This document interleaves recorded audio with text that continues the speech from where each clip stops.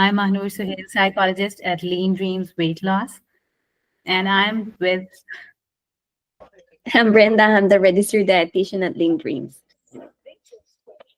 Okay, so today we're going to talk about building a positive body image. But before we start talking about that, I would like to discuss why are we talking about such things like self-compassion, body image, self-esteem.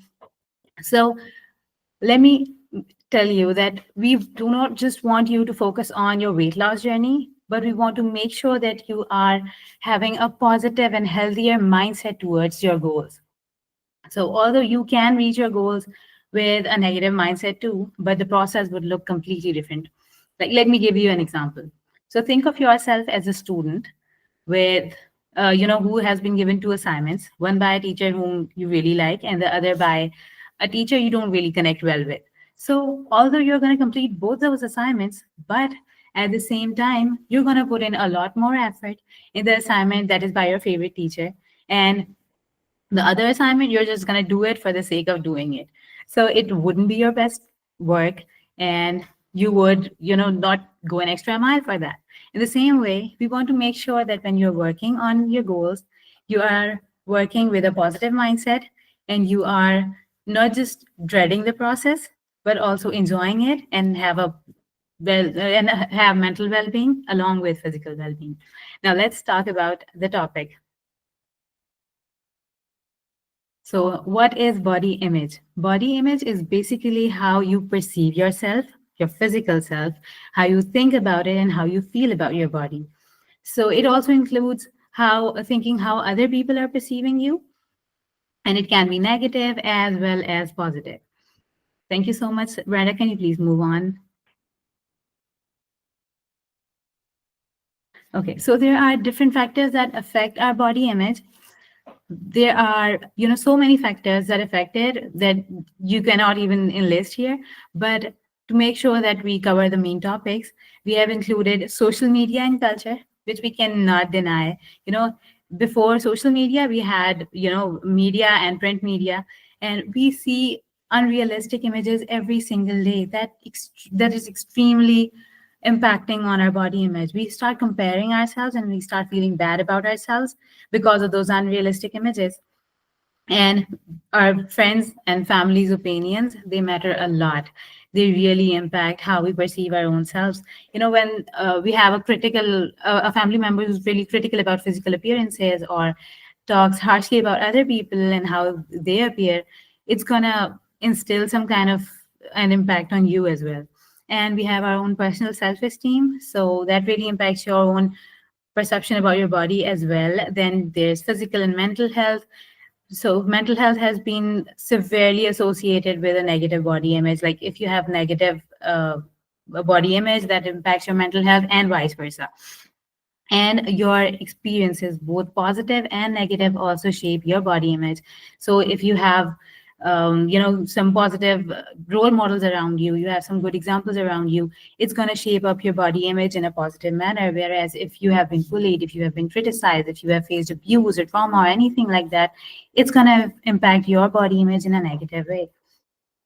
Moving on to why a positive body image matters. So there are so many things that it impacts apart from your well-being and apart from your weight loss journey. So it increases your self-confidence and your self-worth.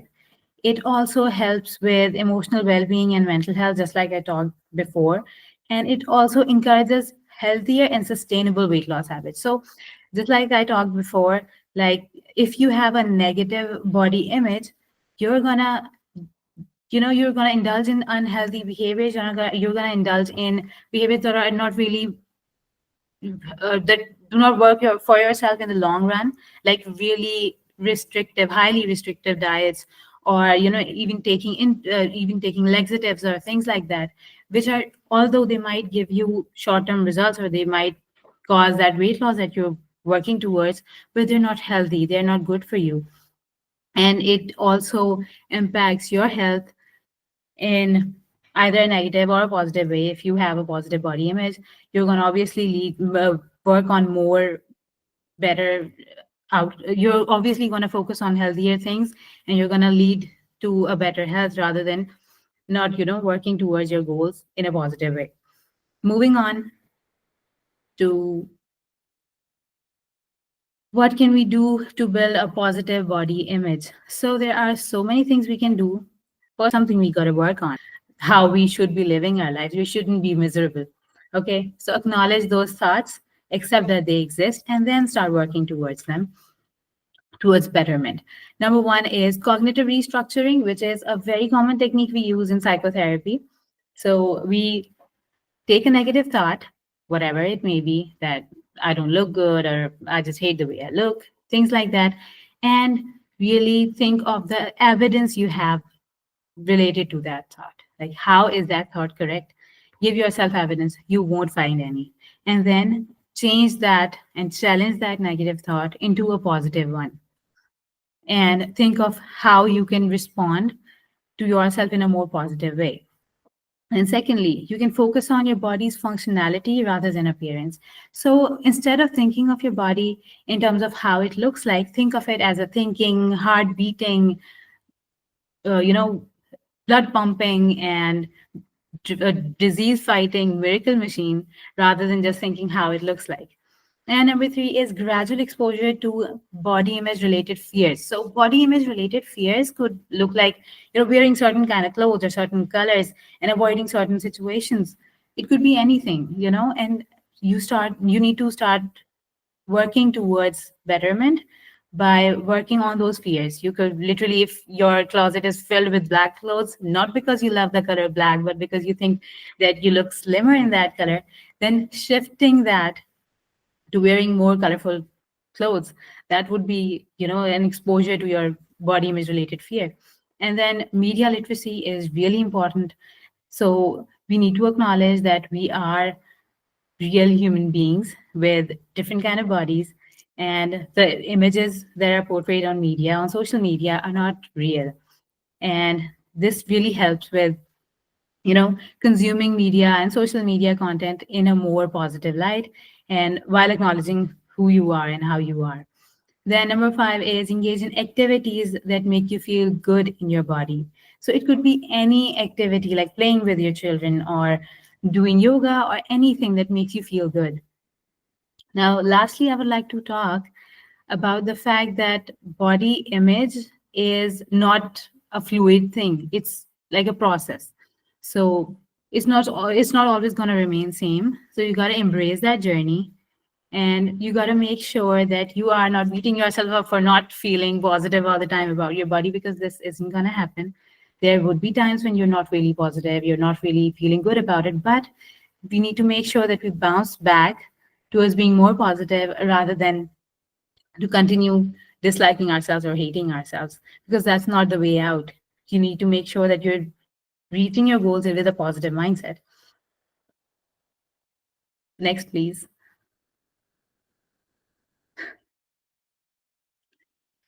And lastly, I have an activity for you all. So think of one of the things that your body allows you to do.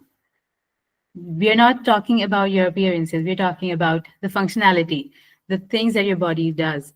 So think of one thing what you are grateful about, and then write it down either on a piece of paper or either on your notes on your phone, and then try to increase that list, try to work on that, and whenever you're feeling down about yourself, when you're feeling not really positive about yourself, just look at that list of words, list of things that you have written.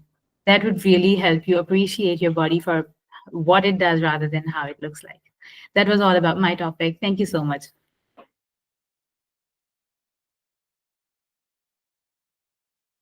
Thank you, Manur. Any questions so far that you may have regarding body image that you have for Manur?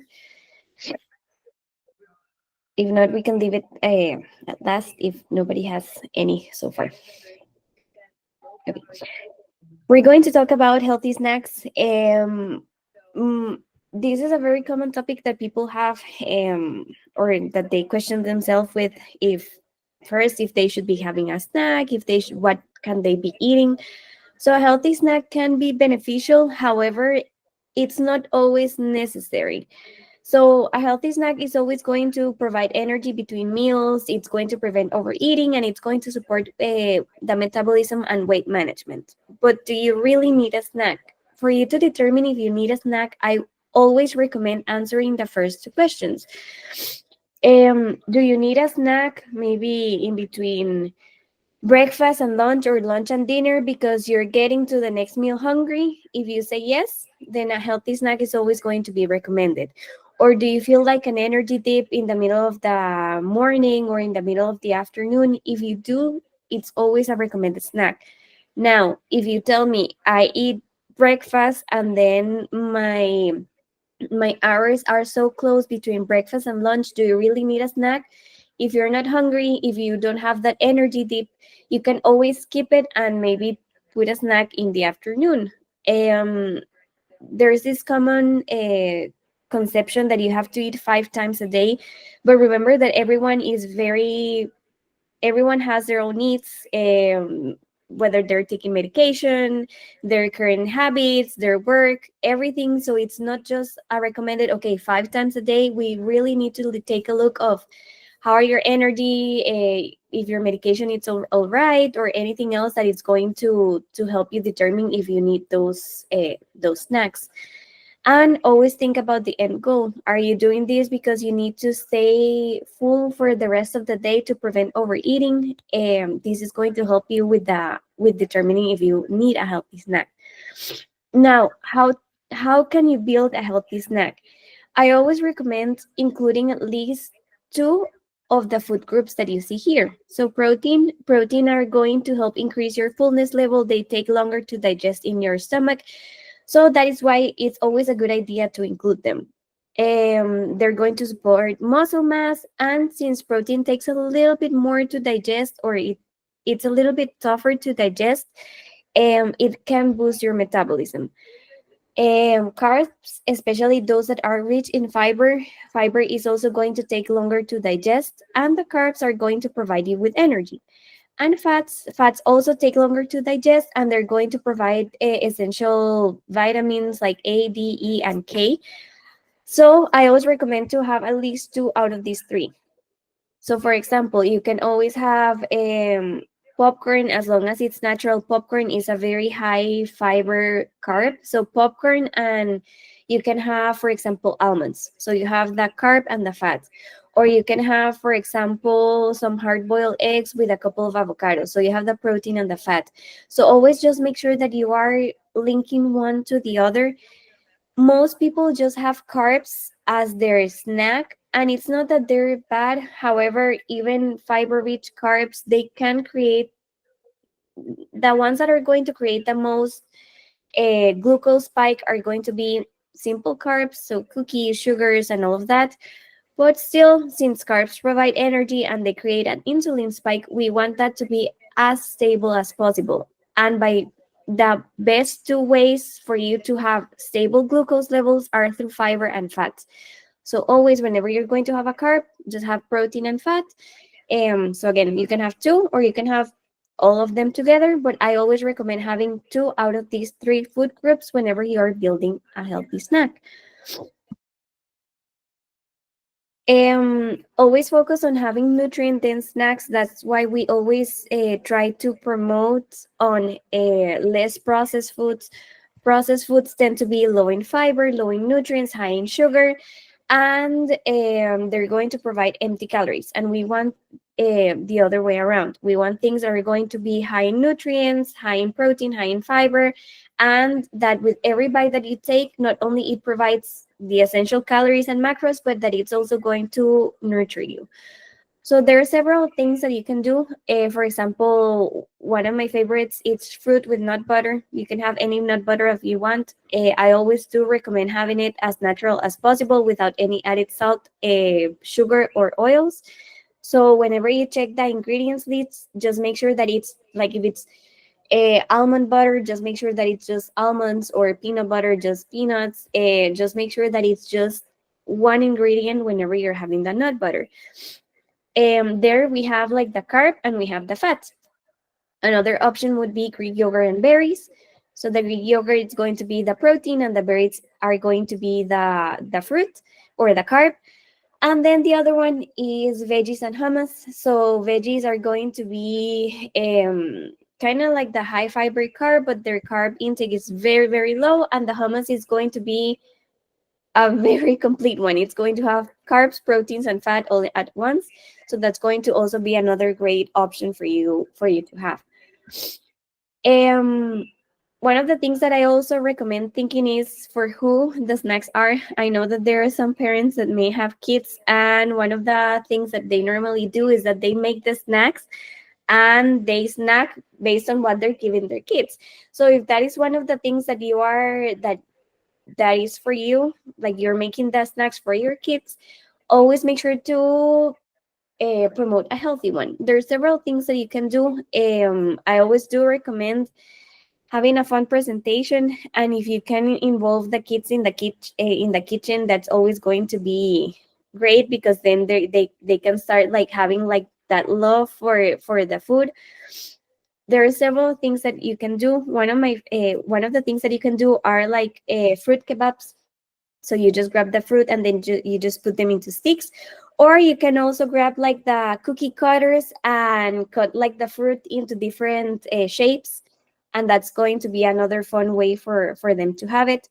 Energy bowls, which are great for either kids or adults. So there are different recipes for energy bowls. Basically, it's mixing for example, oatmeal with honey, nut butter, dates if you want to sweeten them a natural way, and then you can add cranberries or dark chocolate, and then you can just do them into bowls, and those can be a very high energy and nutrient dense food. Cheese and crackers can be a very good option. However, it's all going to depend the type of cracker and the type of cheese that you choose.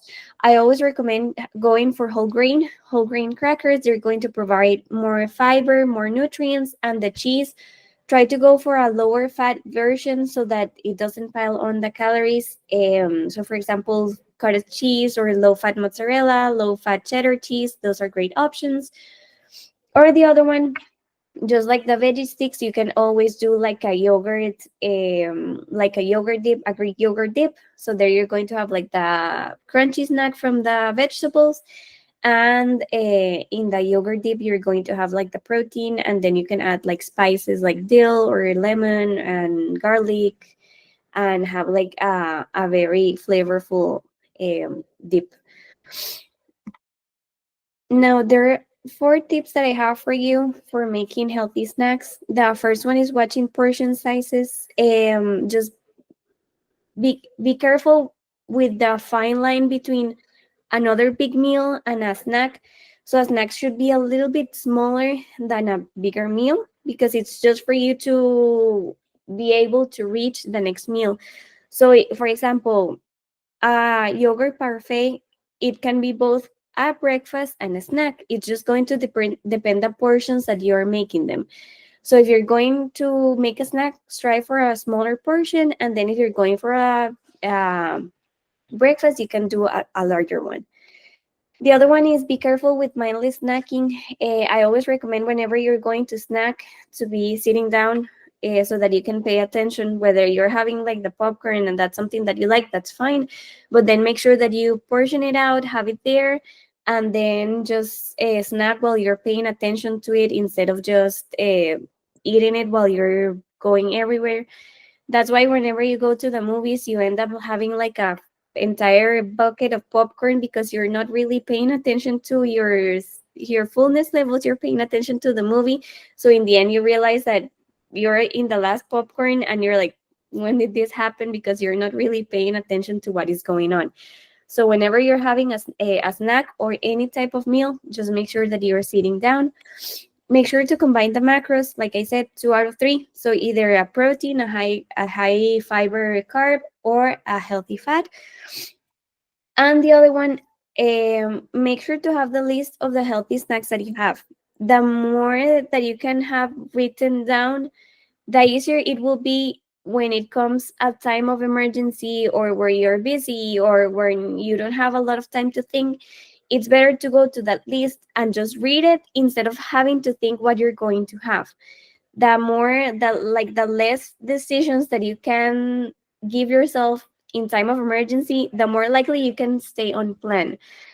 So this can help a lot whenever you are very busy. So you just read it and you're like, ah, okay, I have the yogurt and the fruit. That's perfect. You just grab it and go instead of having to think about what you're going to have.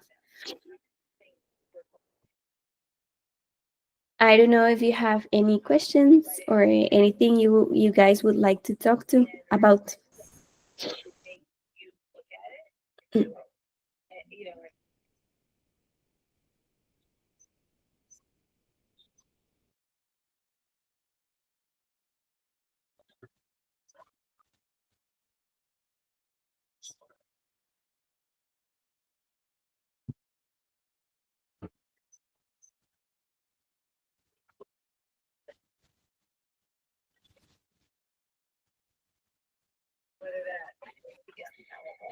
If you don't, guys don't have any questions, then that would be all.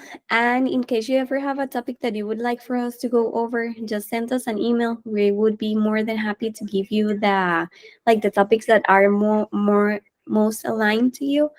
So in case that you ever come up with a topic or something that you feel that you would like for us to go over, just let us know, and we'll be happy to go over it in our next support group.